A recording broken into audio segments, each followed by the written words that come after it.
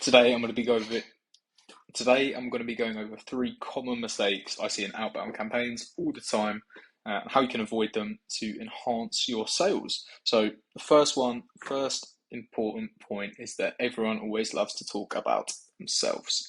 Okay, so that's number one. Let me write this down here.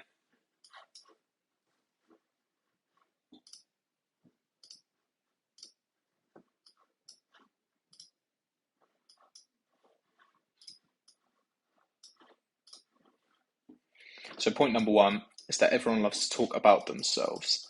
So let me see if I can write this down. Okay, do not do this. Don't talk about yourself because the prospect does not care. They only care and they're only interested in what they want, their pain points, and the solution to their problem. So the common mistake that I always see is, people reach out and say, just reaching out, I'm Harry, I'm director of HR marketing, we help other agencies, blah, blah, blah, or just talking about their own sort of success as opposed to the prospects. When the prospects are reading this, they don't care. They really don't care. They only care about their own problem and how you can solve their problems. So that's the number one thing that we see all the time that you should avoid in your outbound campaigns and your sales. It's not to make it about yourself, but to make it about your prospect. Number two, the second biggest mistake we see is that the message isn't compelling enough. Okay, there's no actual reason for your prospects to respond. They're not receiving anything. They're sort of just opting in for a call where they've got to put their time aside for that. So it's a big time commitment, as well as the commitment of uncertainty and all these other things. And they're probably going to get sold to as well. So there's probably going to be a financial commitment at the end of the call. There's just so much commitment. And a way to reduce the commitment is by giving them something or a lead magnet. Okay, so a lead magnet is not a mistake. A lead magnet is the solution to the mistake of number two. So the mistake is trying to get the prospect to commit so much initially. Commit to a call, commit to a meeting, commit to, telling the team about it. There's just so much. And what you want to do is avoid all of this. You want to make it as frictionless as possible. So you can use a lead magnet to do that. So you can give a lot away to the prospect without them having to commit time, finances, anything like that. All they're going to have to do is commit to responding to your email, which is the first step of the chain of micro commitments. So what it typically looks like is to get to the end goal. Say this is the end goal, right? This is them using your services. To actually get there, it's going to look like a whole chain of commitments. So that's the big commitment at the end. But the first commitment could be the lead magnet. You see, it's really small. So I'm going to do, on this axis, we've got commitment, right? Ooh. I think my pen's bugging out here. We've got commitment. So I'm just going to get rid of this. So we've got that commitment here, and the level of commitment to receiving a lead magnet is really low. All they've got to do is say, yeah, sure. Okay, but what they don't know is this starts them on the first chain of micro commitments. So the next commitment after receiving a lead magnet might be to book a call, and then you've got them here. And then after they book a call, the next commitment might be for them to receive a proposal. And then you've got them here. And then the next commitment after that would then be to sign the contract.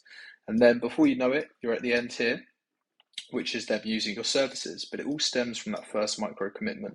You can't straight go to the largest commitment straight away because it just won't work. They won't have that trust, right? So along here is where we build trust along the sales process. Now, it depends industry to industry. Some will have much longer sales process and sales cycles. Some will have much shorter sales cycles, but it all starts from that initial bit of trust. And a lead magnet really helps with that. And the third point, and this is more specific to cold emails, is actually formatting. Okay, so how you format your message is really, really important. Now, there's actually a statistic that shows 78% of emails are actually opened on mobile phone. So if you're opening an email on a mobile phone, say you've got your phone here, it looks like a bit of an odd mobile phone.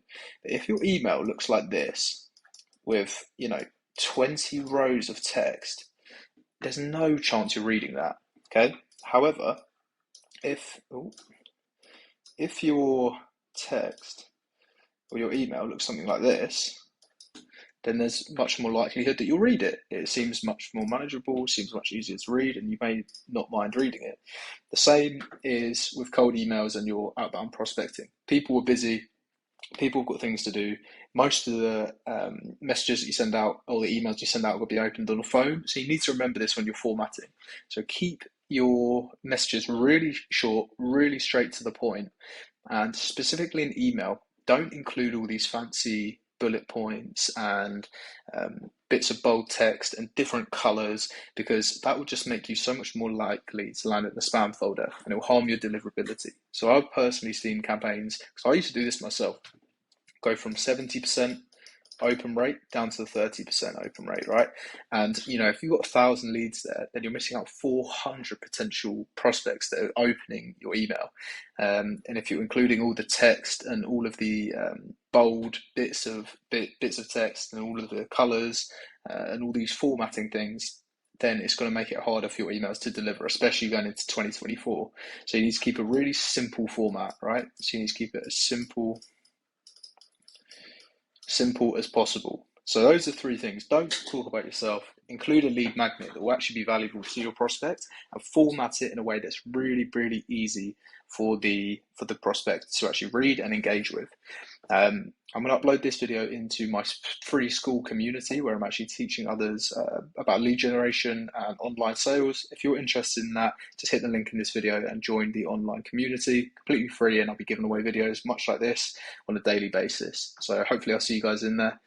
Take care.